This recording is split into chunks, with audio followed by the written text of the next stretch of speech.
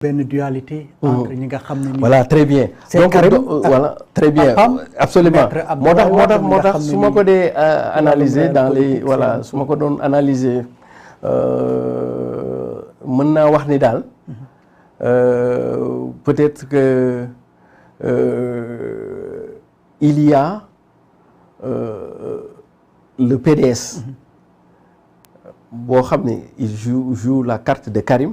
am beneen PDS boo xam ne moom réel politique lay dund maanaam li fi nekk fii d'ailleurs c'est loolu moo tax sax des fois sur des questions d'enjeu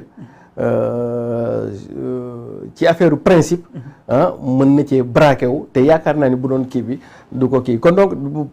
pour man lu ma mën a tëgg foofu mooy ragal naa PDS à l'état actuel ci li jot a xew assemblée ce n'est plus Ablaye Wade qui commande et qui dirige parce que Ablaye Wade mag la moom wàllam wéy na ba pare peut-être ce n'est plus Karim Wade qui commande et qui décide quoi et que peut-être que ñi nekk fii ñoom ñooy commander Abdoulaye Wade mooy toujours le secrétaire général. voilà très bien quoi que pour man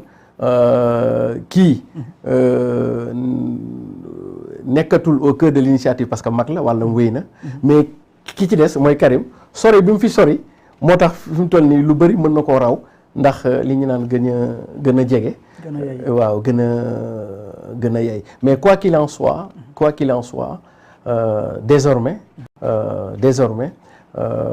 su fekkee waa Yewwi Askan Bi ñoom bëgg nañu am ay programme dans le futur wàllu wan na leen ni souvent ce n'est pas sûr de compter sur eux à 100%. Voilà, qu'il peut y avoir des surprises stratégiques. C'est-à-dire que tey loolu la vote bi di wane que say bi ñu defoon benn say ba dugg assemblée bu ñu xësee ba dugg nag say boobu nekkul automatisme ba pare benn instant dafay révéler aussi benn affaire bu ndaw boo ko dee jàngat que intercoalition principe lalu ko woon mais intérêt moo ko laloon ñaari camp yëpp dañoo amoon ku ne intérêt ci sa moroom ñu booloonoo dem mais bokkuñu orientation bokkuñu gëm-gëm bokkuñu jumuwaay ma jox la misaal bi ñuy def seen intercoalition waa PDS leader yi bi ñu waree investir ñoom waa PDS leader bu ñu wax mu dem investir base am da nga bañoon ne man ci liste nationale lay dugg xam nga liste nationale moo xaw a gën a yomb dañuy dem rek voter après ñu jël le coefficient national après ñu diviser donc leader yu bëri PDS nanguwuñu woon dem à la base kon donc PDS dafa naroon am problème bu tar de l'autre côté mooy Yewwi ñoom am na ci ay zones yu bëri bu dee les grandes villes mënoon nañ fa am ay représentants mais ci biir amuñu woon ñu leen fa war a mën a teewal déjà amuñu woon sax ressources yi ak présence bi ak organisation bi kon donc mu nekk diggante ku bëgg fooy fanaan ak ku bëgg ku lay wéttali ñu def intercoalition léegi intercoalition lan la dafay sauver les meubles au niveau du PDS dana tax PDS judduwaat parce que PDS presque daanu woon na élection yi bu fekkoon dafa demal boppam rek daanaka résultat bu nar a graaw la doon am te kon daanaka c'était le début de la fin parce que saigné yi PDS am depuis 2012 moo tax parce que c'est des dara desatu la jeune pousse rek ñu ñoo fa des kon donc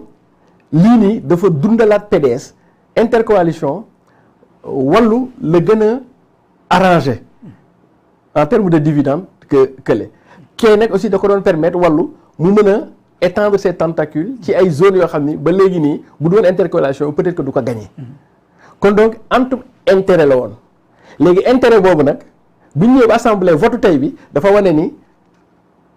àndub intérêt la woon mais du woon àndub principe comprendre nga parce que tey ni mu demee nii ak yenn idées yi ñoo parce que bu fekkee par exemple vous êtes dans des causes même s'il y a des divergences du point de vue de la procédure mais la cause vous unit tey wàllu la question principielle bu mu posé c'était en termes de procédure mais même bu fekkee man nangul naa leen ko parce que ñoom noonu nañu toll ni tamit da nga koy jox cëram jox ko gëddam mais loolu mënoon nañ ko dépasser ñoom étant entendu que su fekkoon même cause bi l'autre camp Yewwi di woote mooy être dans une forme de radicalité doon nañ ko mën a dépasser kon donc gis nga les contradictions moo gën a fort cause bi leen boole woon fële kon donc jàngat principal bi mooy tey jii wàllu acté na peut-être la fin du compagnonnage de l'intercoalition et que à l'état actuel pour wàllu buy def ay programme moom na def ay programme rek sans pour autant compter à 100% le soutien de wàllu parce que mën na ko bañ a demee noonu quoi léegi nag assemblée mooy comme li ma lay wax ni le jeu se précise tey li xew assemblée dafa gën a renforcer le camp du pouvoir qui fait que su fekkoon du point de vue quantitatif dooley xawoon naa yem 82-80 du point de vue qualitatif le parti au pouvoir dispose désormais d'une majorité très confortable. Très confortable. Le jeu se précise en ligne de mire ñëpp xam nañ ko c'est 2024. soreetul. moo tax saa yu président de la République waxee jëm ci wàll bi aussi day attirer attention donc. York donc def na fa benn entretien ak suñuy naataango américain daal di aborder la question du troisième mandat mu wax fay mooy nga xam ne ni peut-être mën nañ ko taxaw saytu ko il n'y a pas de débat juridique par exemple ne aussi tamit bu demee bay décider aussi briguer la magistrature en tout cas lu mu ci décider dina dellu ci Sénégalais yi wax leen ko mais quand il dit il n'y a pas de débat juridique loolu aussi est-ce que lu neex a dégg la waaw il n'y a pas de débat juridique kon donc peut-être il y a un débat moral, disons un débat politique. Il est dans son droit de dire que le débat juridique est clos, comme il est aussi dans le droit des autres de dire que le débat juridique n'est pas clos et que peut-être même il faut entrevoir le débat du juridisme quelque part. Mais li président wax dafay indi ñaar ba ñetti jàngat ci man premier jàngat bi mooy d'abord ça veut pas dire que forcément il va poser une troisième candidature parce que nee na bu la question c'est-à-dire que ci moom la des li xale yi naan ci yow la des dafa ni léegi ci moom la des léegi nag lan mooy tax le fait que mu des ci moom ñu dem ba du poser candidature pour man c'est là où ce que docteur Abdourahmane Diouf dit peut être intéressant du point de vue de l'analyse politique c'est-à-dire que mel na ni de président moom jël na décision maintenant opposition ñi nga xam ne bëgguñu loolu ñoom pare wuñu jël seen opposition ça veut dire que su fekkee l'opposition bëgg nañu xeex troisième candidature commencé na tey bi président waxee wax jooju bu ñu naree toog xaar ba décembre pour conseil constitutionnel wax ce serait déjà trop tard fondamentalement ce serait trop tard du point de vue du délai kon donc képp koo xam ne yow jàpp nga ni troisième mandat bi du yoon xeex bi tey la te ba mu waxee loolu parce que moom réglé na question juridique boobu léegi nag ñaari question peut-être moo ciy des la question politique ak peut-être la question éthique et morale parce que question juridique bi moom à titre individuel réglé na ko boppam te n'oublions pas que aussi conseil constitutionnel ni muy doxee fii ci suñu réew mi kon donc il a l'appareil d'État su la nee ni réglé na ko c'est peut-être que réglé na ko kon ñoom moom des di ko song ci question juridique bi perte temps la yow kañ booy ubbi da ngay ubbi beneen front politique et c'est au nom de ce front politique là que je peux comprendre ce que docteur Abdourahmane Diouf a dit qu'il faut mettre peut-être en place benn front contre la troisième candidature commencé ko xeex en occupant le terrain politique mais beneen bi tamit c'est du point de vue de la morale ou de l'éthique politique parce que juridique moom réglé nañ ko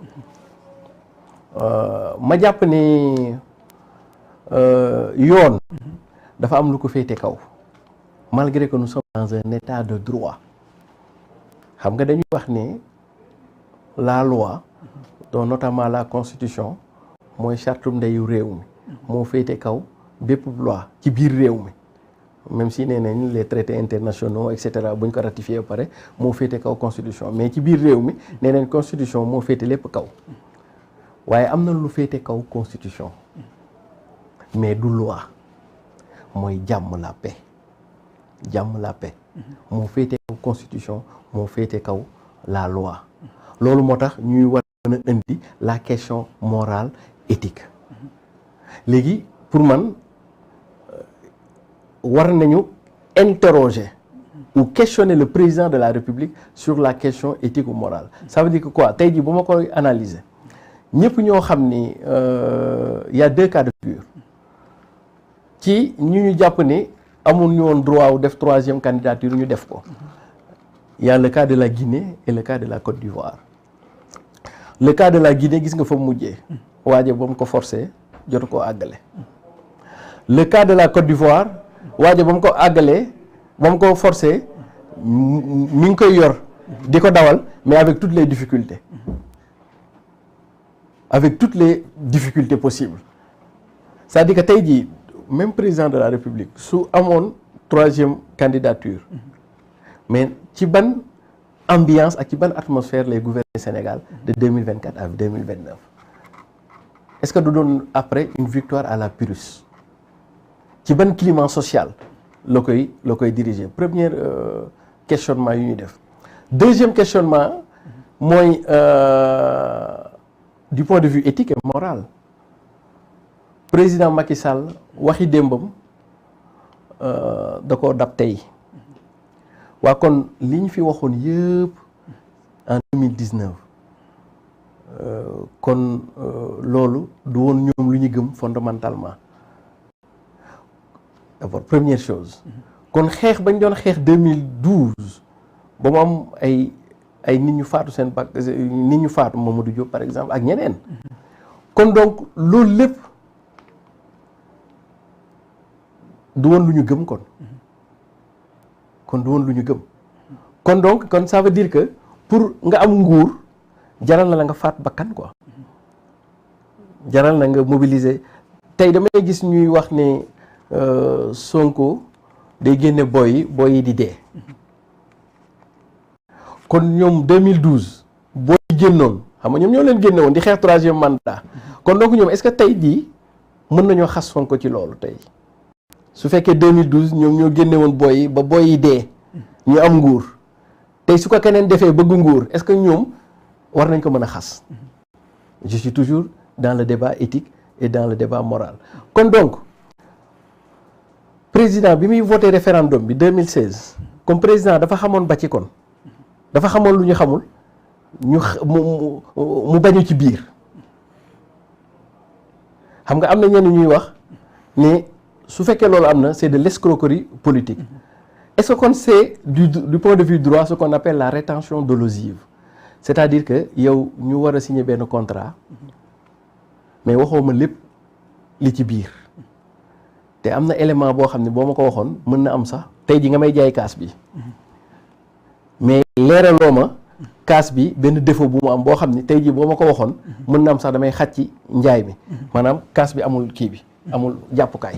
te ma war cee tàngal café di ko téye yow nga nëbb ma loolu ba jaay ma ko ba pare est-ce que kon président de la République 2019 dafa xamoon lu ñu woon ñun askan bi tëggal ñu ndigg sërëx ba tey mu jur lii su boobaa nag comme nee na la question juridique est vidée à son niveau on l'attend sur le terrain de la morale et de l'éthique te sëñ Baye Lahat de da doon wax ni nit ku ne war nga góorgóorlu ba sa waxi daaw di doon sa waxi ren loolu affaire bu am solo la mais man jàpp naa au plus profond de moi parce que moi-même je suis candidat donc Macky Sall dafa bëri doole bu demee man awma benn chance kon man mu bañ a dem sax moom a gënal mais man jàpp naa au plus profond de moi du poser candidature mais il faut connaître un peu l'homme il faut aller dans il faut faire de la psychopolitique chez l'homme xam nga Macky Sall ci trait de caractère am yi bokk na ci ko xam ni bëggul ku ko teg pression bëggul ku ko imposer dara première chose. Deuxième chose ku tàng deret la waaw ku gaaw a gis boppam la kon pour man dafa des di wax yi ñuy wax nii bu perdre la face parce que peut-être moom ni muy gisee affaire yi mooy am na loo xam ni buñ ma ko acculé ma wax ko j'ai un peu perdu la face te moom ji koy pël boobu dafa bokk ci moom d'ailleurs sax loolu moo tax mook Sonko moo koy parce que pël ak Sonko pël ak Joola dañu am fu ñu daje ci jikko moo tax moom ak Sonko seen affaire dina metti trop parce que ñoom en général du ñuy tooñ mais boo leen tooñee rek tey nga dee wala bu ñu jàppee ne yow da nga leen a tooñ mais saa yi kenn du leen àtte waaw léegi baneen bi voilà léegi baneen bi voilà baneen niveau d'analyse bi c'est-à-dire que man jàpp naa au plus profond de moi loolu yàgg naa ko wax sax mais gars yi duñ ci bàyyi xel Antonio Guterres dafa war a jeexal mandaam ay côté 2026 côté yooyu. ki jiite ONU. ONU communauté internationale moom bu jeexalee tuuru Afrique moom mooy ñëw Afrique ci nañ war a génnee secrétaire général. Au plus haut niveau de la communauté internationale on est en train de réfléchir sur moom dénk ko Nations Unies secrétariat nit ñi ñu ngi ciy réfléchir eu égard à beaucoup de choses son leadership déjà son leadership sur le plan sous-régional CEDEAO mais son leadership sur le plan africain d'ailleurs moo nekk sax Union africaine mais aussi le bilan disons les transformations qu'il y a eu au Sénégal et quoi qu'on puisse dire qu'on puisse dire même s'il y a des insuffisances des manquements pour l'essentiel wàccoo na ak ce qu'on appelle les droits et les libertés publiques kon donc léegi président Macky Sall comme yow jàpp nga ni la question juridique est vidée moi je vous interpelle sur la question de l'éthique et de la morale est-ce que dem Nations Unies à partir de 2026 gënul am njeexital bu gën a positif pour Sénégal et pour yow d'abord que toog fii di xëccoowaat loo xam ni ay la yéwén taarix dana bind sa tur ba faw ci histoire u Sénégal ndax li nga jot a def ñi la fi jiitu ñëpp romb nga leen ci réalisation ci bilan li nga def président Senghor defu ko li nga def Abdou Diouf defu ko li nga def Abdoulaye Wade defu ko sa way rafet na ba pare est-ce que léegi da ngay choisir gàqal way bi ñaawal way bi loolu sa vous êtes très intelligent borom xel nga da ngay xalaat te jàpp naa ni nekk président de la République du Sénégal pour yow ce n'est pas une ligne d'arrivée et c'est peut-être un point de départ pour man toogaat fi de di ñoddiwaat poste président mooy considérer lii comme une fin en soi ou bien une ligne d'arrivée mais pour man dox sa dox ni koy xale yi di waxee parce que vous avez un chemin à faire comme disait Karl Jasper philosopher c'est être en route mais faire de la politique aussi c'est être en route te yaa ngi ci yoon boo xam ni président de la République du Sénégal étape la am na yeneen étape yu gën a yow et pour ton bien pour le bien du Sénégal pour ton honneur pour notre honneur je pense que nekk dem Nations Unies di xëccal Sénégal ay xéwal di ko puusal ay musiba moo gën a profitable pour yow ak pour ñun que ñu toogaat fii di xëccoo yow daal bàyyil góorgóorlu yi ak patriotes yi ñu jaayante ko 2024 quoi que le meilleur gagne mooy man ak Sonko quoi nañ ko xeex. jërëjëf waxtu bi xoj nañu looy daanele. waaw di leen sant di leen gërëm. bon di wax ni ci situation bi ñu nekk nii. pour nag ñu ñoo war a dimbali président. parce que rien ne sert aussi de l'acculer. moom mooy sunu président. ah loolu la yàlla dogal. ah te ñu ëpp ci askan bi nangu ko jàpp naa ni sax ñëpp a ko nangu mais dafa fekk ni li mu yor moom la ñëpp bëgg rek mais ñëpp nangu nañ ni moom la fi yàlla teg te ay la yëwén wane na lu tax yàlla teg ko fi ci benn côté bi mooy comme toujours ni ma koy waxee ba léegi nii mujjeewul puso mu réer kon moom ngàcce ngalaamaam moom léegi nag ci ñun la des pour man toogaat fii di jéem a def bras de fer di ko xuqatal wala di ko jéem a tiital du sunu cër ñun kañ ni ñu war a def de toute manière mënuñu ko ndax nature moom nu mu mel ay coow rek la fi indi léegi nag pour man te j'en profite pour lancer un appel à la classe politique à tous ceux qui veulent être candidats comme moi que d'aménager dans l'ordre du discours une porte de sortie honorable pour le président Macky Sall, de ne plus faire usage du vocabulaire guerrier, conflictuel, le vocabulaire de la confrontation, mais de jouer avec lui sur les sentiments. Ndax président Macky Sall ci li mu wane 2012 ba léegi ci ay sentiments nga ko mën a amee mais du ci jaay doole boo ko jaayee doole moo fépp d'ailleurs il n'a même pas encore 65 ans donc xale la quoi relativement xale la kon donc des na ci ñun nañu ay la yéwén 12 ans matagul sax 12 ans disons 2012 ak léegi 8 ans qu'il a été notre président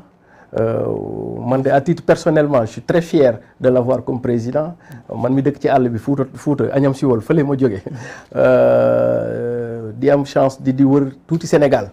je suis très fier de lui pour tout ce qu'il a réalisé en termes d'infrastructure dama koy faral di wax ni